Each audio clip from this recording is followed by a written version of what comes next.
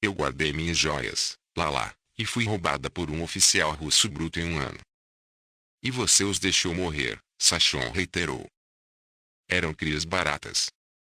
Eles apodrecem e se multiplicam como larvas. Eles não significavam nada, minha querida, nada. Não mais do que o seu trabalho as pessoas querem dizer aqui, cuja estupidez culminante é continuar a gerar mais crias estúpidas para a escravidão dos mestres. Assim, embora Sachon pudesse obter pouco vislumbre de bom senso dos outros, da terrível velha ela não conseguiu nada. Tampouco Sachon conseguiu acreditar muito no que considerava o romance de Mercedes. Com o passar das semanas, a greve nas oficinas ferroviárias tornou-se amarga e mortal. Billy balançou a cabeça e confessou sua incapacidade de entender os problemas que surgiam no horizonte do trabalho. Eu não entendo o jeito disso, disse ele a Sachon. É uma confusão. É como uma briga com as luzes apagadas. Olhe para nós, caminhoneiros. Aqui estamos nós, a conversa apenas começando de sair em greve solidária para os trabalhadores da fábrica. Eles estão fora há uma semana, a maioria dos lugares está ocupada, e se nós, caminhoneiros, continuarmos transportando o trabalho da serraria, a greve está perdida. Ainda assim, vocês não consideraram entrar em greve quando seus salários foram cortados. Sachon disse com uma carranca. Oh, nós não estávamos em posição então. Mas agora os caminhoneiros de Frisco e toda a Confederação Frisco Waterfront devem nos apoiar. De qualquer forma, estamos apenas conversando sobre isso, só isso. Mas se sairmos, tentaremos recuperar os 10%. É política podre, disse ele outra vez. Todo mundo está podre. Se ao menos soubéssemos e concordássemos em escolher homens honestos. Mas se você, Bertito, não podem concordar, como você espera que todos os outros concordem? Sachon perguntou. Isso me pega, ele admitiu. É o suficiente para dar arrepios a um cara pensando sobre isso. E ainda é simples como o nariz em seu rosto. Arrume homens honestos para a política e tudo estará resolvido. Homens honestos fariam leis honestas, e então homens honestos receberiam suas dívidas. Mas Bert quer quebrar as coisas, e Tom fuma seu cachimbo e sonha com sonhos futuros quando todos votarem do jeito que ele pensa. Mas isso não é o ponto. Queremos as coisas agora. Tom diz que não podemos pegá-los agora, e Bert diz que nunca vamos pegá-los. O que um sujeito pode fazer quando todos pensam de forma diferente? Olhe para os próprios socialistas. Eles estão sempre discordando, se separando e se demitindo da festa. A coisa toda é uma casa de insetos, só isso, e quase fico maluco só de pensar nisso. O ponto que não consigo tirar da cabeça é que queremos as coisas agora. Ele parou abruptamente e olhou para Sachon. O que é? Ele perguntou, sua voz rouca de ansiedade. Você não está doente? Ou qualquer coisa. Uma mão ela pressionou contra o coração, mas o sobressalto e o medo em seus olhos estavam se transformando em uma concentração de prazer, enquanto em sua boca havia um sorrisinho misterioso. Ela parecia alheia ao marido, como se estivesse ouvindo alguma mensagem de longe e não para os ouvidos dele. Então maravilha e alegria transpareceram em seu rosto, e ela olhou para Billy, e sua mão estendeu-se para a dele. E a vida, ela sussurrou. Senti a vida. Estou tão feliz, tão feliz. Na noite seguinte, quando Billy voltou do trabalho, Sachon fez com que ele conhecesse e assumisse mais responsabilidades da paternidade. Estive pensando sobre isso, Billy, ela começou, e sou uma mulher tão forte e saudável que não vai custar muito caro. A Martha Skelton, ela é uma boa parteira. Mas Billy balançou a cabeça. Nada feito nessa linha, Sachon. Você vai ter Doc Hentley. Ele é o médico de Bill Murphy, e Bill jura por ele. Ele é um velho teimoso, mas é um idiota. Ela confinou magia do Naui, argumentou Sachon, e olhe para ela e seu bebê. Bem, ela não vai confiná-lo, não como você pode perceber. Mas o médico vai cobrar $20, insistiu Sachon, e me obrigar a contratar uma enfermeira porque não tenho nenhuma mulher para vir. Mas Martha Skelton faria tudo, e seria muito mais barato. Mas Billy abraçou com ternura e impôs a lei. Ouça-me, pequena esposa. A família Roberts não é barata. Nunca esqueça isso. Você tem que ter o bebê. Esse é o seu negócio, e é o suficiente para você. Meu negócio é conseguir o dinheiro e cuidar de você. E o melhor não é bom demais para você. Ora, eu não correria o risco de um menor acidente acontecer com você nem por $1 milhão. É você que conta. $1 é sujeira. Talvez você pense que eu gosto daquele garoto. Eu faço. Ora, não consigo tirá-lo da cabeça. Estou pensando em mim o dia todo. Se eu for demitido, será culpa dele. Estou totalmente doido por ele. Mas mesmo assim, Sachão, juro por Deus, antes que alguma coisa acontecesse com você, até mesmo quebrar seu dedo mindinho, eu o veria morto e enterrado primeiro. Isso lhe dará uma ideia do que você significa para mim. Ora, Sachão, eu tinha a ideia de que quando as pessoas se casavam, elas simplesmente se acomodavam, e depois de um tempo o negócio delas era se dar bem. Talvez seja assim com outras pessoas, mas não é assim com você e comigo. Eu te amo mais e mais a cada dia. Agora eu te amo mais do que quando comecei a falar com você 5 minutos atrás. E você não terá que chamar uma enfermeira. Doc Hentley virá todos os dias, e Mary virá e fará as tarefas domésticas, e cuidará de você e tudo mais, assim como você fará por ela se ela precisar. Com o passar dos dias e semanas, Sachon foi possuída por um sentimento consciente de maternidade orgulhosa em seus seios inchados. Ela era uma mulher tão essencialmente normal que a maternidade era uma felicidade satisfatória e apaixonada. Era verdade que ela tinha seus momentos de apreensão, mas eram tão momentâneos e fracos que tendiam, quando muito, a dar sabor à sua felicidade. Apenas uma coisa a incomodava, e era a situação enigmática e perigosa do trabalho de parto que ninguém parecia entender, muito menos ela mesma. Eles estão sempre falando sobre o quanto mais é produzido por máquinas do que pelos métodos antigos, ela disse a seu irmão Tom. Então, com todo o maquinário que temos agora, por que não compramos mais? Agora você está falando, ele respondeu. Não demoraria muito para você entender o socialismo. Mas Sachon tinha em mente a necessidade imediata das coisas.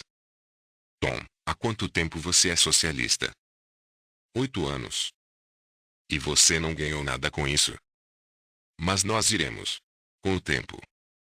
Nesse ritmo você estará morto primeiro, ela desafiou. Tom suspirou. Temo que sim. As coisas andam tão devagar. Novamente ele suspirou. Ela notou o olhar cansado e paciente em seu rosto, os ombros curvados, as mãos nodosas pelo trabalho, e tudo parecia simbolizar a futilidade de seu credo social. Capítulo 9. Tudo começou silenciosamente, como o inesperado e fatídico tantas vezes começa.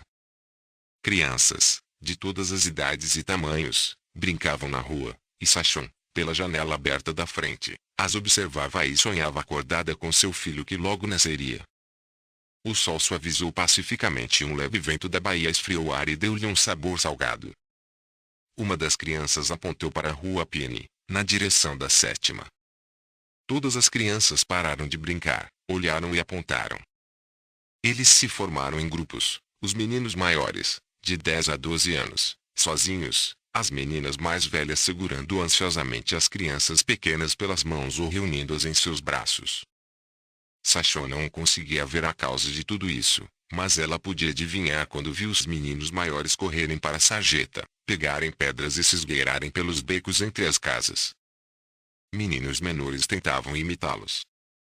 As meninas, arrastando os pequeninos pelos braços, batiam nos portões e subiam os degraus da frente das casinhas.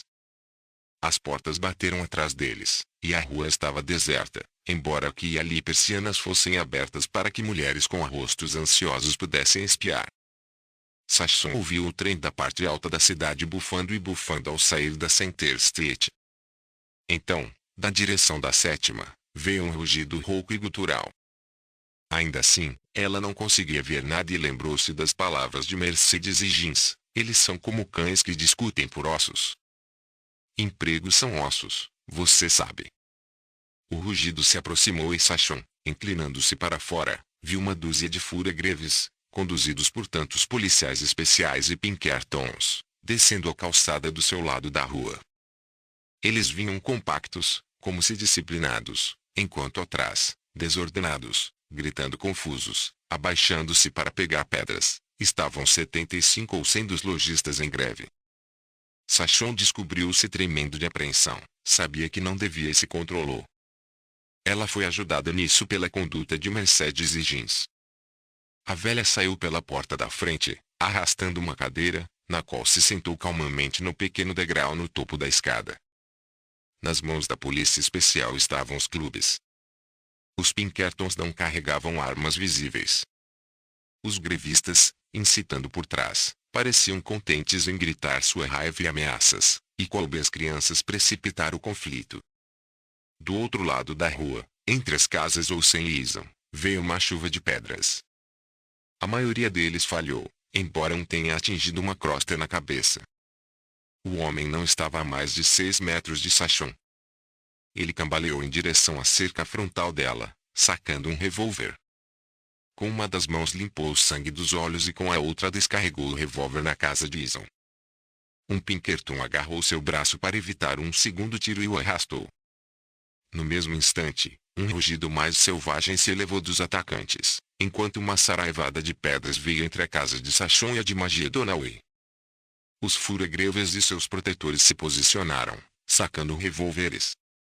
Por seus rostos duros e determinados, guerreiros de profissão, Sachon não podia prever nada além de derramamento de sangue e morte. Um homem idoso, evidentemente o líder, ergueu um chapéu de feltro macio e enxugou o suor da cabeça careca. Ele era um homem grande, de barriga muito roliça e aparência desamparada. Sua barba grisalha estava manchada de manchas de suco de tabaco e ele fumava um charuto. Ele tinha ombros caídos e Sachon notou a caspa na gola de seu casaco. Um dos homens apontou para a rua e vários de seus companheiros riram. A causa disso foi o garotinho Olsen, de apenas 4 anos de idade, escapou de alguma forma de sua mãe e cambaleando em direção a seus inimigos econômicos. Na direita, ele carregava uma pedra tão pesada que mal conseguia levantá-la. Com isso, ele os ameaçou debilmente. Seu rostinho rosado estava convulsionado de raiva, e ele gritava sem parar: malditas feridas! Malditas crostas! Malditas feridas! As risadas com que o cumprimentaram só aumentaram sua fúria. Ele cambaleou para mais perto e, com grande esforço, jogou a pedra. Ele caiu a apenas 2 metros de sua mão.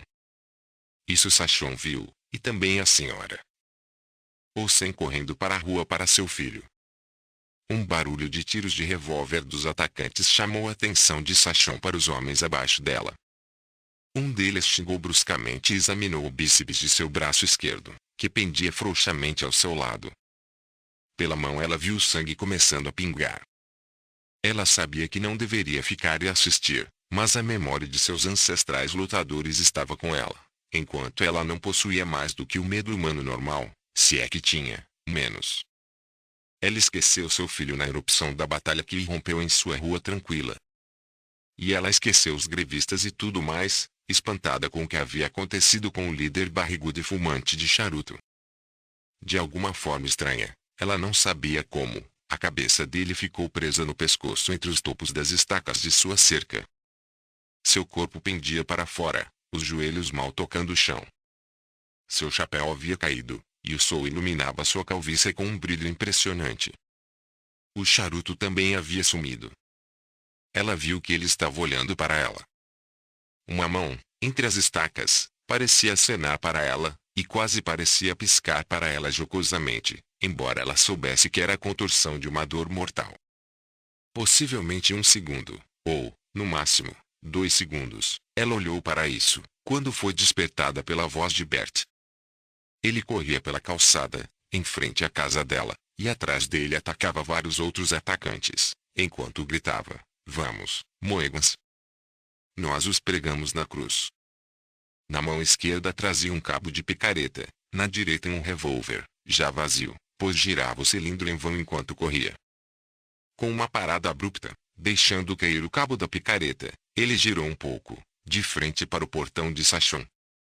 Estava afundando, quando se endireitou para atirar o revólver na cara de um fura-greves que saltava em sua direção. Então ele começou a balançar, ao mesmo tempo em que caiu nos joelhos e na cintura. Lentamente, com esforço infinito, ele pegou uma estaca de portão com a mão direita e, ainda lentamente, como se estivesse se abaixando, afundou, enquanto passou por ele a multidão de grevistas que ele liderara. Foi uma batalha sem quartel, um massacre. Os fura-greves e seus protetores, cercados, apoiados contra a cerca de Sachon, lutaram como ratos encurralados, mas não conseguiram resistir ao avanço de 100 homens. Porretes e picaretas balançavam, revólveres explodiam e paralelepípedos eram arremessados com efeito esmagador à distância de um braço. Sachon viu o jovem Frank Davis, amigo de Beth e pai de vários meses, pressionar o cano de seu revólver contra o estômago de um sarne e disparar. Houve maldições e rosnados de raiva, gritos selvagens de terror e dor. Mercedes estava certa. Essas coisas não eram homens. Eles eram bestas, lutando por ossos, destruindo uns aos outros por ossos. Empregos são ossos, trabalhos são ossos. A frase era uma iteração incessante no cérebro de Sachon. Por mais que ela desejasse, ela agora era impotente para se retirar da janela. Era como se ela estivesse paralisada. Seu cérebro não funcionava mais. Ela se sentou entorpecida, olhando fixamente, incapaz de qualquer coisa exceto ver o horror rápido diante de seus olhos que passou como um filme de filme enlouquecido. Ela viu Pinkertons, policiais especiais e grevistas caírem.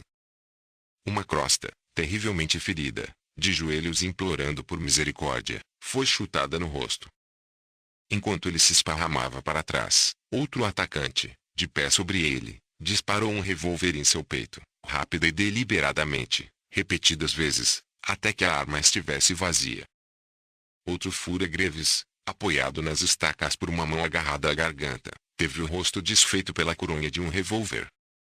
De novo e de novo, continuamente, o revólver subia e descia, e Sachon conhecia o homem que o manejava, Chester Johnson.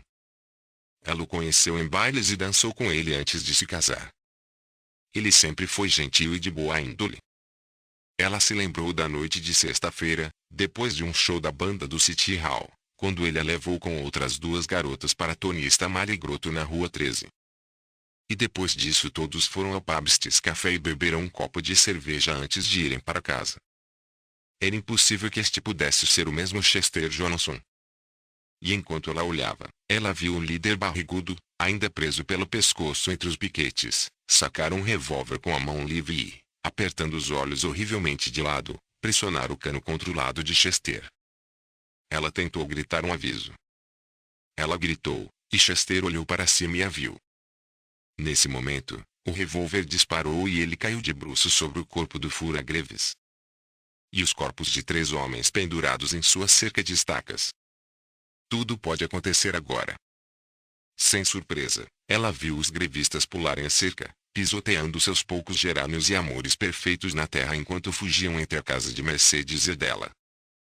Subindo a Pine Street, vindo dos pátios da ferrovia, vinha uma onda de policiais ferroviários e Pinkertons, atirando enquanto corriam. Enquanto descia a rua Pine, gongos ressoando, cavalos a galope, chegaram 3 carroças de patrulha lotadas de policiais. Os atacantes estavam em uma armadilha. A única saída era entre as casas e por cima das cercas do quintal. O congestionamento no beco estreito impediu que todos escapassem. Uma dúzia estava encurralada no ângulo entre a frente de sua casa e os degraus. E como eles fizeram, eles também foram feitos. Nenhum esforço foi feito para prender. Eles foram espancados e abatidos até o último homem pelos guardiões da paz, que ficaram furiosos com o que havia sido infligido a seus irmãos. Estava tudo acabado, e Sachon, movendo-se como em um sonho, agarrando-se ao corrimão com força, desceu os degraus da frente. O líder barrigudo ainda olhava de soslaio para ela e agitou uma das mãos, embora 2 grandes policiais estivessem se curvando para libertá-lo. O portão estava fora das dobradiças, o que parecia estranho, pois ela estivera observando o tempo todo e não vira isso acontecer. Os olhos de Bert estavam fechados. Seus lábios estavam manchados de sangue e haviam gorgolejar em sua garganta, como se ele estivesse tentando dizer alguma coisa. Quando ela se inclinou sobre ele, com o lenço limpando o sangue de sua bochecha onde alguém o havia pisado, seus olhos se abriram. A velha luz desafiadora estava neles. Ele não a conhecia. Os lábios se moveram, e fracamente, quase reminiscentemente, ele murmurou, "O último dos Mohegans, o último dos Mohegans." Então ele gemeu, e as pálpebras caíram novamente. Ele não estava morto. Ela sabia disso, o peito ainda subia e descia, e o gorgolejar ainda continuava em sua garganta. Ela olhou para cima. Mercedes estava ao lado dela. Os olhos da velha estavam muito brilhantes, suas bochechas murchas coradas. "Você vai me ajudar a carregá-lo para dentro de casa?" Sachon perguntou. Mercedes assentiu, dirigiu-se a um sargento da polícia e fez-lhe o pedido. O sargento deu uma rápida olhada em Bert, e seus olhos eram amargos e ferozes quando ele recusou. "Para o inferno comigo. Cuidaremos dos nossos." "Talvez você e eu possamos fazer isso", disse Sachon. "Não seja tolo." Mercedes estava acenando para a senhora. Ou sendo do outro lado da rua. "Você entra em casa, pequena mãe que está para ser. Isso é ruim para você. Vamos carregá-lo." "A senhora Olsen está chegando e vamos buscar magia Donaway." Sachon abriu caminho para o quarto dos fundos que Billy insistia em mobiliar. Ao abrir a porta, o carpete pareceu voar em seu rosto como com a força de um golpe, pois ela se lembrou de que Bert havia colocado aquele carpete. E quando as mulheres o colocaram na cama, ela se lembrou de que Bert e ela, entre eles, haviam arrumado a cama num domingo de manhã. E então ela se sentiu muito esquisita e ficou surpresa ao ver Mercedes olhando para ela com olhos inquisitivos e perscrutadores. Depois disso, sua estranheza surgiu muito rápido e ela desceu ao inferno de dor que só as mulheres conhecem. Ela foi apoiada, meio carregada, até o quarto da frente. Muitos rostos a cercavam. "Mercedes, senhora Olsen, magia Donaway." Parecia que ela deveria perguntar à senhora Olsen se ela havia salvado o pequeno Emil da rua, mas Mercedes liberou a senhora Olsen para cuidar de Bert, e magia Donaway foi atender uma batida na porta da frente. Da rua vinha um forte murmúrio de vozes, pontuado por gritos e ordens, e de vez em quando soavam os gongos das ambulâncias e dos carros patrulha. Então apareceu o rosto gordo e confortável de Martha Shelton e, mais tarde, o Dr. Entley apareceu. Uma vez, em um intervalo claro, através da parede fina, Sachon ouviu as notas agudas de abertura da histeria de Marie. Outra vez, ela ouviu Marie repetindo sem parar: "Eu nunca vou voltar para a lavanderia. Nunca. Nunca." Capítulo 10. Billy nunca conseguiu superar o choque, durante esse período, da aparição de Sachon. Manhã após manhã, e noite após noite, quando voltava do trabalho, ele entrava no quarto onde ela estava e travava uma batalha real para esconder seus sentimentos e dar uma demonstração de alegria e cordialidade.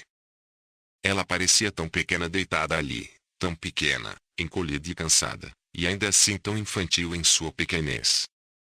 Ternamente, sentado ao lado dela, ele pegava sua mão pálida e acariciava o braço esguio e transparente, maravilhado com a pequenez e a delicadeza dos ossos.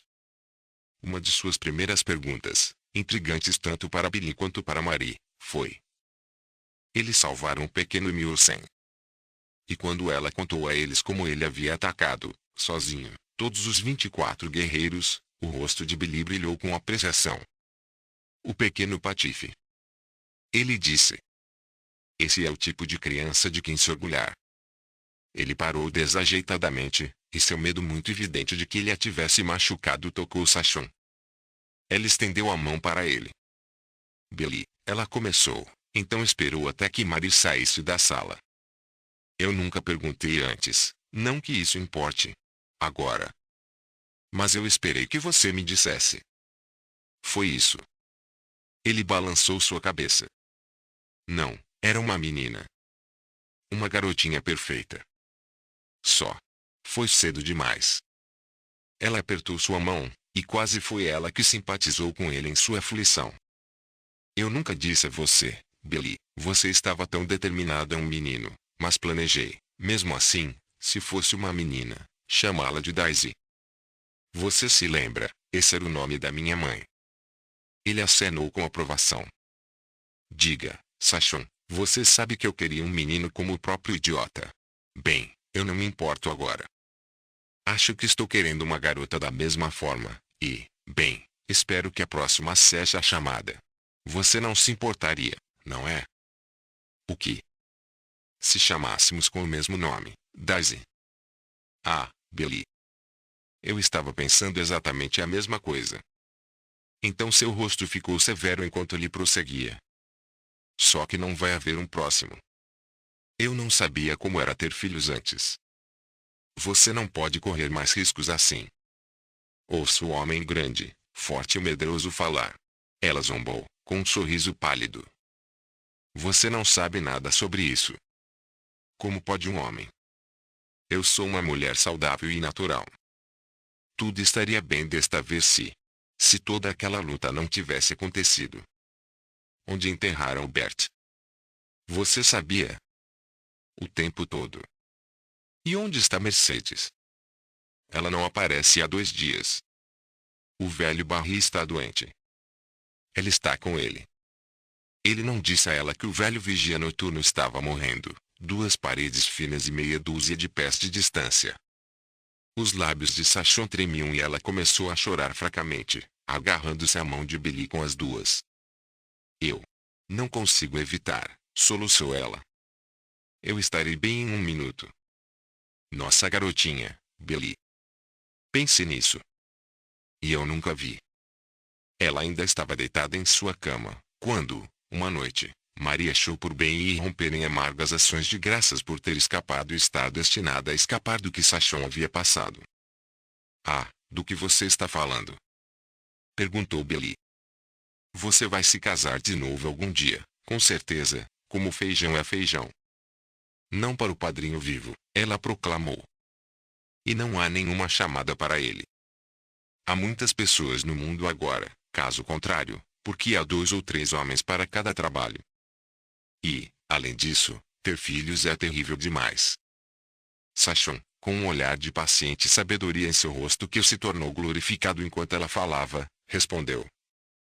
Eu deveria saber o que isso significa. Eu já passei por isso, e ainda estou no meio disso, e quero dizer a você agora, de toda a dor e sofrimento, que é a coisa mais linda e maravilhosa do mundo. O mundo. Quando as forças de Sachon voltaram para ela, e quando o Dr. Entley em particular assegurou a Billy que ela estava sã como um dólar, ela mesma assumiu o assunto da tragédia industrial que acontecera diante de sua porta. A milícia havia sido chamada imediatamente, Billy a informou, e estava acampada no sopé da rua Penny, no terreno baldio próximo ao pátio da ferrovia. Quanto aos grevistas, 15 deles estavam presos. Uma busca de casa em casa foi feita pela polícia no bairro e, dessa forma, quase todos os 15, todos feridos, foram capturados. Seria difícil para eles, Billy pressentiu melancolicamente. Os jornais exigiam sangue por sangue, e todos os ministros de Oakland haviam pregado sermões ferozes contra os grevistas. A ferrovia havia ocupado todos os lugares, e era bem sabido que os lojistas em greve não só nunca conseguiriam seus antigos empregos de volta, como também estavam na lista negra de todas as ferrovias dos Estados Unidos. Eles já estavam começando a se espalhar. Alguns tinham ido para o Panamá e 4 falavam em ir para o Equador para trabalhar nas oficinas da ferrovia que cortava os Andes até Quito. Com a ansiedade disfarçada, ela tentou ouvir a opinião de Billy sobre o que havia acontecido. Isso mostra a que ponto chegaram os métodos violentos de Bert, disse ela. Ele balançou a cabeça lenta e gravemente. Eles vão enforcar Chester Johnson, de qualquer maneira, ele respondeu indiretamente. Você o conhece. Você me disse que costumava dançar com ele. Ele foi pego em flagrante, deitado sobre o corpo de um sarna que espancou até a morte. O velho Jelly Belly tem 3 buracos de bala, mas não vai morrer, e tem o número do Chester. Eles vão me enforcar nas evidências de Gelibeli. Estava tudo nos jornais. Gelibeli atirou nele também, pendurado pelo pescoço em nossos piquetes. Sachon estremeceu. Gelibeli deve ser o homem com a careca e os bigodes manchados de tabaco. Sim, ela disse. Eu vi tudo. Parecia que ele deve ter ficado pendurado lá por horas. Tudo acabou, do começo ao fim, em 5 minutos. Parecia séculos e séculos. Acho que foi isso que pareceu a Gelibeli, preso nas estacas. Billy sorriu sombriamente. Mas ele é difícil de matar. Ele foi baleado e cortado 1 dúzia de vezes. Mas dizem que agora ele ficará aleijado para o resto da vida. Terá de andar de muletas ou de cadeira de rodas. Isso vai impedi-lo de fazer mais trabalho sujo para a ferrovia. Ele era um dos melhores atiradores, sempre até os ouvidos no meio de qualquer luta que estava acontecendo. Ele nunca desconfiou de nada sobre 2 pés, digo isso por mim. Onde ele mora? Perguntou Sachon. Na Adeline, perto da 10ª. Ótima vizinhança e bela casa de 2 andares. Ele deve pagar $30 por mês de aluguel. Acho que a ferrovia pagou muito bem a ele. Então ele deve ser casado? Sim. Nunca vi a esposa dele, mas ele tem um filho, Jacques, um engenheiro de passageiros. Eu o conhecia. Ele era um boxeador habilidoso, embora nunca tenha entrado no ringue. E ele tem outro filho que é professor no colégio. O nome dele é Paulo. Temos quase a mesma idade. Ele era ótimo no beisebol. Eu o conheci quando éramos crianças. Ele me lançou 3 vezes em uma corrida de mão, uma vez, quando Durant jogou contra o College Hall. Sachon recostou-se na cadeira Morris, descansando e pensando. O problema estava ficando mais complicado do que nunca. Esse pistoleiro idoso, barrigudo e careca também tinha esposa e família. E havia Frank Davis, casado há apenas 1 ano e com um menino. Talvez a ferida que lhe atirou no estômago tivesse mulher e filhos. Todos pareciam se conhecer, membros de uma família muito grande, mas, por causa de suas famílias particulares, eles se espancavam e matavam uns aos outros. Ela tinha visto Chester Johnson matar um Sana, e agora eles iriam enforcar Chester Johnson, que se casou com Kitty Brady na fábrica de conservas, e ela e Kitty Brady trabalharam juntas anos antes na fábrica de caixas de papel. Sachon esperou em vão que Billy dissesse algo que mostrasse que ele não tolerava a morte dos fura-greves. Foi errado, ela arriscou finalmente. Eles mataram Bert, ele rebateu. E muitos outros. E Frank Davis. Você sabia que ele estava morto. Teve todo o seu maxilar inferior baleado, morreu na ambulância antes que pudessem levá-lo ao hospital receptor. Nunca houve tanta matança de uma só vez em Oakland antes. Mas foi culpa deles, ela argumentou. Eles começaram. Foi assassinato. Billy não respondeu, mas ela o ouviu murmurar com voz rouca. Ela sabia que ele disse malditos sejam, mas quando ela perguntou, o quê? Ele não respondeu. Seus olhos eram profundos com nuvens perturbadas, enquanto a boca havia endurecido e todo o seu rosto estava sombrio. Para ela, foi uma facada no coração. Ele também era como os outros. Ele mataria outros homens que tinham famílias, como Bert Frank Davis, e Chester Johnson havia matado. Ele também era uma fera, um cachorro que rosnava sobre um osso. Ela suspirou. A vida era um estranho quebra-cabeça. Talvez Mercedes Higgins estivesse certa em sua cruel declaração dos termos da existência. E daí, Billy riu asperamente, como sem resposta às suas perguntas não pronunciadas. É cachorro comendo cachorro, eu acho, e sempre assim. Leve essa sucata lá fora. Eles se mataram exatamente como o Norte e o Sul fizeram na Guerra Civil. Mas os trabalhadores não podem vencer assim, Billy. Você mesmo diz que isso estragou a chance de vitória deles. Suponho que não, ele admitiu relutantemente. Mas que outra chance eles têm de vencer, eu não vejo. Olhe para nós. Vamos enfrentar isso a seguir. Não são os caminhoneiros. Ela chorou. Ele assentiu melancolicamente. Os chefes estão se soltando ao longo da linha por um bom tempo. Diga que eles vão nos bater de joelhos até voltarmos rastejando e implorando por nossos empregos. Eles se animaram muito e muito com toda aquela matança no outro dia. Tirar as tropas é a metade da luta, junto com ter os pregadores, os jornais e o público por trás deles. Eles já estão falando muito sobre o que vão fazer. Eles com certeza estão procurando problemas. Primeiro, vão enforcar Chester Johnson e quantos mais dos 15 puderem. Eles dizem que plana. O Tribune, o Inquirer e o Times ficam repetindo isso todos os dias. Eles estão todos lutando contra o sindicato para vencer a banda. Chega de loja fechada. Para o inferno com o trabalho organizado. Ora, o pequeno informante sujo saiu esta manhã e disse que todos os oficiais sindicais em Oakland deveriam ser expulsos da cidade ou sobrecarregados. Tudo bem, hein? Pode apostar que está tudo bem. Olhe para nós. Não é mais um caso de greve de solidariedade para com os trabalhadores da fábrica.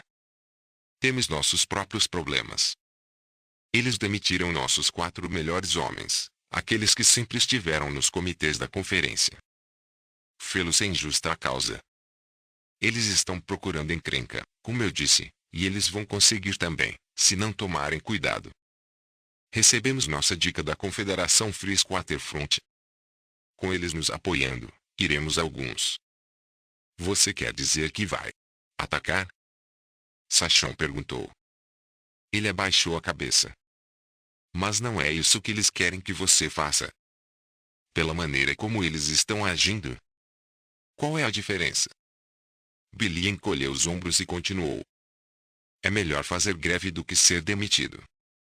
Nós os vencemos, só isso, e os pegamos antes que estejam prontos. Não sabemos o que eles estão fazendo. Eles estão reunindo motoristas de acampamentos graduados e esfoladores de mulas por todo o estado. Eles têm 40 deles, alimentando-os em um hotel em Stockton agora mesmo, e prontos para apressá-los em nós e centenas mais como eles. Portanto, este sábado é o último salário que provavelmente levarei para casa por algum tempo. Sachon fechou os olhos e pensou em silêncio por 5 minutos. Não era sua maneira de levar as coisas com entusiasmo. A frieza de equilíbrio que Billy tanto admirava nunca a abandonava em momentos de emergência. Ela percebeu que ela própria não passava de um grão de poeira preso nesse emaranhado e incompreensível conflito de muitos grãos. Teremos que sacar de nossas economias para pagar o aluguel deste mês, disse ela alegremente. O rosto de Billy caiu. Não temos tanto dinheiro no banco quanto você pensa, confessou. Bert teve que ser enterrado, sabe, e eu cuspi o que os outros não conseguiram levantar. Quanto foi? $40. Eu ia ficar longe do açougueiro e do resto por um tempo. Eles sabiam que eu era um bom salário. Mas eles me explicaram direito. Eles estavam carregando os lojistas junto e eles mesmos enfrentaram isso. E agora, com aquele golpe esmagado, eles próprios estão praticamente esmagados. Então tirei tudo do banco. Eu sabia que você não se importaria. Você não, não é? Ela sorriu bravamente e superou bravamente o sentimento de afundamento em seu coração. Era a única coisa certa a fazer, Billy. Eu teria feito isso se você estivesse doente, e Bert teria feito isso por você e por mim se fosse o contrário. Seu rosto estava brilhando. Nossa, Sachon, um sujeito sempre pode contar com você.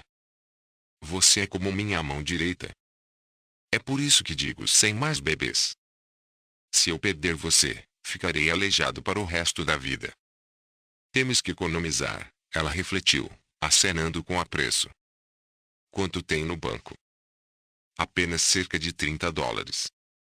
Veja, eu tive que pagar Martha Skeleton e por algumas outras coisinhas. E o sindicato aproveitou o tempo e cobrou uma taxa de emergência de $4 de cada membro apenas para estar pronto se a greve fosse cancelada. Mas Doc Clay pode esperar. Ele disse isso. Ele é a mercadoria, se alguém lhe perguntar. O que você achou? Eu gostei dele. Mas eu não sei sobre os médicos. Ele é o primeiro que tive, exceto quando fui vacinado uma vez, e então a cidade fez isso. Parece que os homens do bonde também estão saindo. Dan Fallon chegou à cidade. Veio de Nova York. Tentou se infiltrar no silêncio, mas os caras sabiam quando ele saiu de Nova York e o seguiram por todo o caminho. Eles têm que. Ele é Jonionte Spot sempre que os homens do bonde estão em forma. Ele ganhou muitas greves de bonde para os patrões. Mantém um exército de fura-greves e os envia por todo o país em trens especiais onde quer que sejam necessários. O Aklan nunca viu problemas de parto como ela teve e vai ter. Todo o inferno vai explodir pelo que parece. Cuidado com você, então, Billy. Eu também não quero perder você. Ah, tudo bem. Eu posso cuidar de mim mesmo. Além disso, não é como se tivéssemos sido derrotados. Tivemos uma boa chance. Mas você perderá se houver alguma matança. Sim, temos que ficar de olho nisso. Sem violência. Sem tiroteio ou dinamite, ele concordou. Mas um monte de fura-greves vai quebrar a cabeça. Isso tem que ser. Mas você não vai fazer nada disso, Billy. Não tanto quanto qualquer desleixado pode testemunhar perante um tribunal por ter me visto. Então, com uma mudança rápida, ele mudou de assunto. O velho Barry Jeans está morto. Não queria contar até você sair da cama. Enterrado há uma semana. E a velha está se mudando para Frisco. Ela me disse que viria para se despedir.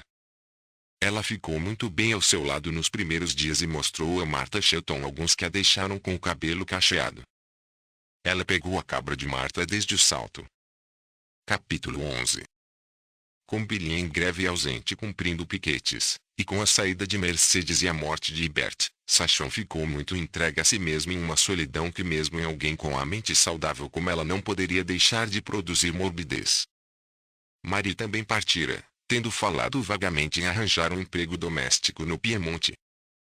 Billy poderia ajudar pouco a Sachon em seu problema.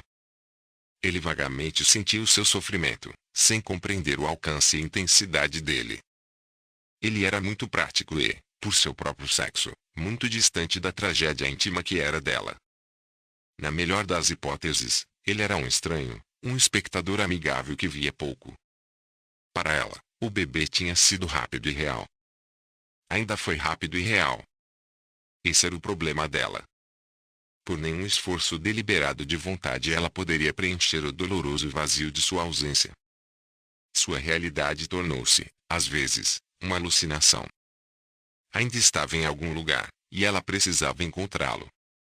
De vez em quando, ela se pegava ouvindo com os ouvidos atentos o grito que nunca ouvira, mas que, na imaginação, ouvira 1000 vezes nos felizes meses antes do fim. 2 vezes ela deixou a cama durante o sono e foi procurar, todas as vezes voltando-se ao lado da cômoda de sua mãe, na qual estavam as roupas minúsculas. Para si mesma, nesses momentos, ela dizia: eu tive um bebê uma vez. E ela dizia isso, em voz alta, enquanto observava as crianças brincando na rua.